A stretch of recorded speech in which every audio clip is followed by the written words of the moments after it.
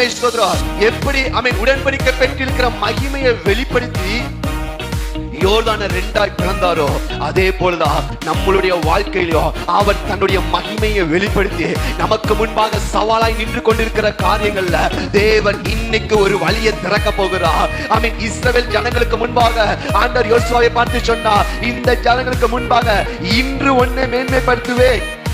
அல்லேலூயா. நாளைக்கு இல்லப்பா, இன்று இந்த ஜனங்களுக்கு முன்பாக உன்னை நான் மேன்மைப்படுத்துவேன். இன்னைக்கு நம்மளுடைய வாழ்க்கையிலும் கூட நிறைய ஜனங்கள் இருக்கலாம், நிறைய குடும்பங்கள் எதிர்பார்த்து கொண்டிருக்கலாம், சொந்த பந்தங்கள் எதிர்பார்த்து கொண்டிருக்கலாம். இவ எப்படி இந்த சூழ்நிலையை கடந்து வர போகிறா, இவ எப்படி இந்த பிரச்சனையை கடந்து வர போகிறா, இவ எப்படி இந்த வியாதியை கடந்து வர போகிறா. ஆமென். ஆண்டவரை நம்பி போனானே, ஆலயம் என்று போனானே, இயேசு என்று போனானே, இவன் எப்படி ஜெயிக்க போகிறான் என்று நிறைய கண்கள் பார்த்து கொண்டிருக்கோம். ஆனா அன்று சொல்றாரு, அவர்கள் கண்களுக்கு முன்பாக நான் உன்னை மேன்மைப்படுத்துவேன்.